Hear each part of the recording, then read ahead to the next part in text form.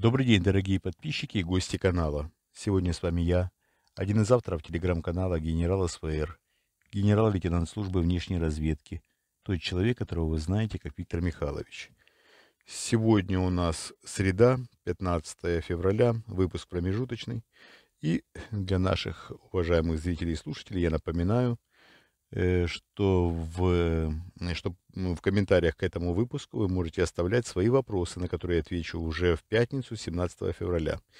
Я уверен, что наши уважаемые зрители и слушатели помнят, э, как у нас помнят алгоритм по тому, как надо задавать вопросы. А нашим новым слушателям я хочу напомнить, что перед тем, как задавать вопрос в комментариях, вы пишите слово «вопрос», либо ставите знак вопроса. Для того, чтобы я знал, что это не просто слова поддержки, за которые мы всегда благодарны взаимностью и всегда рады, но также и в комментарии сформулирован вопрос. Чтобы мне легче было отвечать, пожалуйста, пишите слово «вопрос» или ставьте знак вопроса. Обычно выпуск ответа на вопросы пользуется неплохой популярностью, набирает хорошие просмотры. Я доволен, надеюсь, что и вы довольны также. Так, хочу вам напомнить, что если вы хотите получить 100% практически ответ на свой вопрос, задавайте его в Patreon. Подписка на Patreon есть в описании к этому видео. А мы с вами начинаем. Так, по событиям. Владимир Путин сегодня сделал интересное заявление. Путин заявил, что не удалось победить очереди в медучреждениях. А что вообще Путину удалось победить? Напомните, пожалуйста. Начал войну в Украине, которую не может, Украину победить не может. Очереди в медучреждениях победить не может. Бедность победить не может. Безработицу победить не может. Отсутствие нормального образования у большинства россиян победить не может. Он вообще ничего не может победить. Вообще ничего победить не может. А зачем такой президент? Человека выбирали уже довольно много и довольно давно. За все годы нахождения у власти этого, извиняюсь, президента, мы сталкиваемся только с тем, что он ничего не может победить. Все, без исключения его решения, все, еще раз подчеркиваю, без исключения решения, которые принимал он лично, либо в обсуждении которых участвовал и вставлял, что называется, свои 5 копеек и настаивал на том, чтобы его инициативы были приняты, все без исключения его решения были неудачливы. Э, Были и неплохие, да, решения, но это были не его решения. Это те были решения, которые ему рекомендовали, на которые ему было в целом плевать, и он соглашался. Эти решения иногда были удачливы. Но то, еще раз повторяю, я на этих словах настаиваю, те инициативы, которые продвигал он лично, были неудачливы всегда. Миф о том, что президент России Владимир Путин везунчик, был создан его окружением, которое экстраполировало свои мысли и свои чаяния в его сторону. Они считали, да, что им повезло, он дал им богатство, он дал им власть, и они считали, что он везунчик. Он везунчик, потому что повезло им. Но кроме нескольких, ну, таких довольно замечательных моментов, которые действительно можно сказать, что Путину повезло в жизни, которые от него в целом не зависели. Да, такое было. Но это только и исключительно то, что случалось с самим Путиным. Еще раз повторяю, то, что касается его решений, все без исключения, это все полный провал. Я думаю, что вы в этом могли неоднократно убедиться. Еще раз задам вопрос, зачем такой президент? Ну, это такой уже больше вопрос риторический. Катастрофическая ситуация в медицине, катастрофическая уже хотя бы потому, что нет лекарственных средств. В этом году возник огромный дефицит лекарственных средств, и к концу года эта ситуация только усугубится. Будет повышенная смертность, говорю откровенно, в России из-за нехватки лекарственных средств. Об этом докладывают президенту, но президенту плевать. Я думаю, что многие наши зрители и слушатели понятия не имеют, насколько циничен этот человек. Я вам практически по тексту передаю, что он говорит. Он говорит, что общество очищается от уголовников, которых отправляют в составе ЧВК Вагнера на фронт, которых, безусловно, там более 90% убивают. Путин говорит, что общество очищается от стариков, которые умирают из-за нехватки лекарств. Э, Он говорит, что это была обуза для государства. Эти люди ничего не зарабатывали для государства, никакой пользы не приносили. А государство должно было тратить деньги на их лечение. И смерть этих людей Путин считает очищением. Путин считает очищением общества от алкоголиков, тунеядцев. Ну, для большей информированности я вам скажу, что алкоголиками и тунеядцами он считает тех людей, которых призвали по мобилизации. Он считает, что в основном это были алкоголики и тунеядцы, которых просто направили послужить ему лично, ну и родине. Ну, родина в смысле Путина — это сам Путин. У него довольно много таких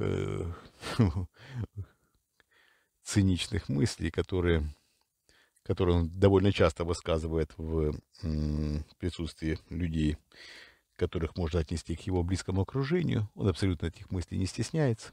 Он чувствует себя царем России и абсолютно, еще раз повторяю, не стесняется произносить такие вещи. Да и чего ему стесняться, когда у него вся полнота власти. Он фактически и есть по тем полномочиям, которыми его наделило его окружение. Он фактически и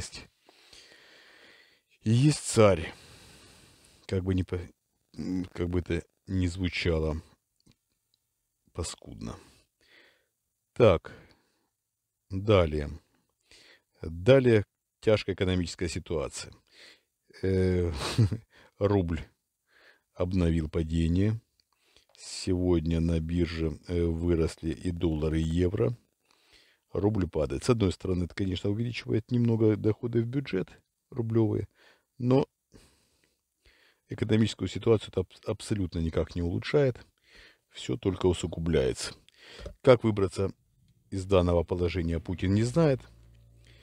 Ни экономический блок правительства, ни его эксперты подсказать ему толком не могут. Путин считает, что он выиграет войну, чего, конечно, никогда не произойдет. И никогда, еще раз подчеркиваю, он идет к однозначному проигрышу. Но он считает, что войну можно выиграть. Ну, для него выигрыш, просто опять-таки, давайте остановимся на том, что такое для Путина выигрыш. Для Путина выигрыш — это остановиться вот в какой-то момент, захватив определенное количество территорий. И это будет преподнесено для россиян как выигрыш. Так вот, Путин считает, что после того, как будет зафиксирована какая-то позиция, все экономические проблемы пройдут сами собой. Это у него обычный ход его мышления, когда он считает, что надо все просто переждать, что время на его стороне. Я считаю, что он очень крупно ошибается. Чем дальше, тем больше время играет совсем не на его стороне. Совсем. Так, у нас сегодня еще обсуждение в информационном пространстве предстоящего послания президента Федеральному собранию. Думают, гадают. Напоминаю, что перенесли заседание Государственной Думы и Совета Федерации на 22 февраля. 21 состоится послание президента, а 22 соберутся парламентарии, чтобы утвердить все, что им прикажет президент. Ну, вот такая форма демократии. Все, что приказывает президент, марионетки собираются и моментально все принимают. Вопрос в другом. Вопрос в том, что Путин еще сам не знает, что именно он будет, какой именно вариант из тех, которые готовятся, он будет оглашать в послании Федеральному собранию. Мы уже об этом говорили. У нас в сегодняшнем утреннем материале утренний материал был посвящен именно этому поводу, предстоящему посланию. И сегодня, конечно, информационная среда пресыщена обсуждением этой темы. Всегда, просто без исключения. За несколько часов только Путин принимает решение, какой вариант речи использовать. Он всегда готовит несколько вариантов, всегда, просто без исключения. Всегда несколько вариантов, и вот за несколько часов он принимает решение, какой вариант оглашать. Я думаю, что исключения предстоящее послание Федеральному собранию не будет. Путин определится с речью уже ближе, уже ближе прям к оглашению. Я думаю, часа за два, не ранее. В последнее время он стал совсем скрытным. Но вот о том, что содержится в этих вариантах, которые он готовит, мы сегодня утром немного и рассказали. Так, так, мы с вами уже практически 10 минут в эфире. Даже более 10 минут. Давайте я вам опять напомню, что вы можете оставлять свои вопросы в комментариях к этому ролику. И уже послезавтра, в пятницу, я на них отвечу. На самые популярные, конечно. На те вопросы, которые я не отвечу, можете перенаправлять их в Patreon. Подписывайтесь на наш Patreon. Я думаю, что это будет полезно и для вас, и для нас. Большое всем спасибо, кто нас поддерживает. Большое спасибо за лайки, которые вы ставите, за комментарии. Да и вообще за поддержку нашей деятельности. Мы с вами обязательно увидимся, услышимся уже завтра, а послезавтра, опять-таки, уже услышимся в ответах на вопросы. Большое спасибо, что были со мной. Мы вас любим, это искренне. Это самое главное. Мы работаем для вас. Всего доброго. До свидания.